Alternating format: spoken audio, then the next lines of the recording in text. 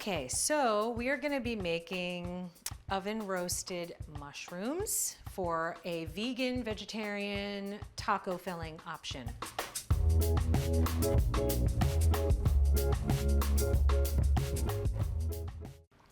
These are gorgeous, big, wild oyster mushrooms.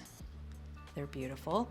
And I like them for this because, well, mushrooms shrink when you cook them. So when these shrink in the oven and cook down, they don't fully disappear. I would suggest, if you're going to use mushrooms as a taco filling, to try to find wild mushrooms. You can use oyster mushrooms, you can use chanterelles. There's lots of mushrooms at the store. You just want something that's like big and fluffy if you can. Mushrooms are meaty and chewy the way sliced steak might be. They go well together. You could put steak and a mushroom in your taco if you like, but they really are a good substitute. So you can break them apart or slice them. Let's see, I'm gonna break them apart and see how that goes. Yeah, so also, don't wash your mushrooms. They absorb water. We don't want that. They're gonna release a lot of water. That's why they shrink. So I've already cleaned these. I brushed them off with a clean, damp dish towel. If there's any dirt, you can just brush it off with a towel. So I'm gonna leave them in nice big pieces like this. Maybe you're not vegan or vegetarian and you just love mushrooms. You want about a pound. This is a little over a pound. Again, I'm in favor of always cooking too much or a little extra because I'm thinking of my future self. From a health standpoint, I really believe the more you home cook your food, the healthier it is because you get to control what goes in it. So if you can just make extra, then you've got leftovers for lunch or the next dinner that's home cooked, and it's, less effort. So now we've got our mushrooms. I'm putting them in a bowl because I'm gonna mix up a spice blend and then toss everything together really well with my hands before I get them on a baking sheet.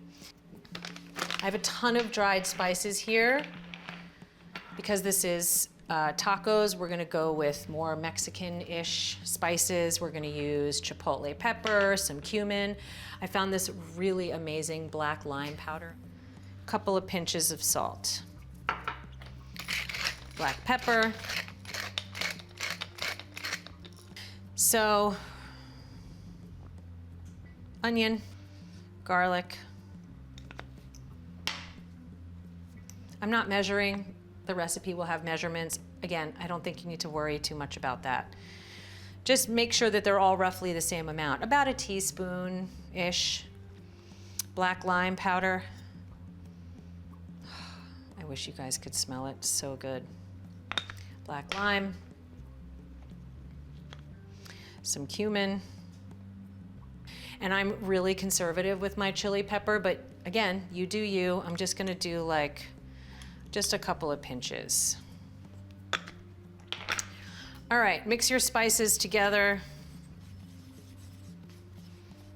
See, all right, I'm gonna be honest. I'm looking at this now. It feels like a lot. I might not end up using all of this, but again, put it on the side because we're gonna reuse a lot of these spices for the steak, which we will make next, so yeah. And if you're not making steak after it, just keep a spice rub aside, stick it in a bag in a drawer. You can reuse this, it's not a waste. I'm gonna add a little bit of sugar. The sugar is gonna help caramelize the edges and get those crispy edges. It's gonna do the same thing with the steak. So we're not looking, this doesn't need to be sweet. It's just the sugar helps with caramelizing these. You want these mushrooms to be caramelized and crispy. I don't want just spongy, wet mushrooms. That's not what we're going for. So I would say maybe half a teaspoon. Just enough to get those brown edges going. Okay, mix that in again. All right, we've got the mushrooms. Olive oil. You could use avocado oil, but again, I prefer flavor here. Avocado is more neutral. I'm not looking for neutral flavor here. I want this to be flavorful. All right, lots of olive oil. And now we're gonna get a lot of big pinches of this spice rub. I might start there, toss some things around, and then add more. Oops.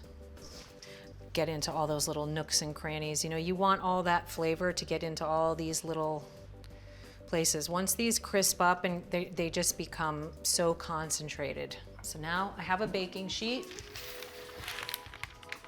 I have a baking sheet that I've already lined with parchment paper. I'm gonna get these mushrooms there, get them onto the pan. This is an extra large baking sheet.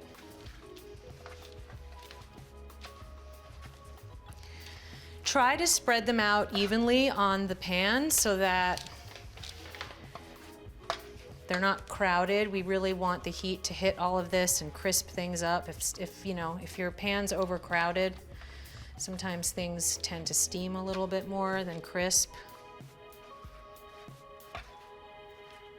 So once you've spread everything out evenly, you're gonna put them into a 425-degree oven for about 20 to 25 minutes, depends on your oven.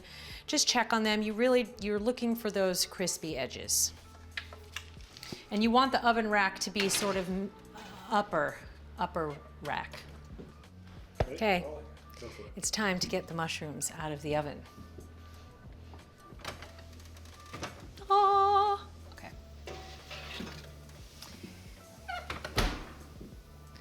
Yes, this is what we're looking for. See how much they've shrunk? Like, we put in a ton of mushrooms and they've shrunk down. So make a lot of mushrooms because you don't want to have a dinner party and not have enough food for your guests. That's a nightmare. But look, see all these, like, hear that? Like the crispy little bits, caramelized edges, look at that. They are perfect and gorgeous and exactly what I want them to be. Maybe I can try to taste one without burning myself. No, I'm gonna just have this tiny little piece.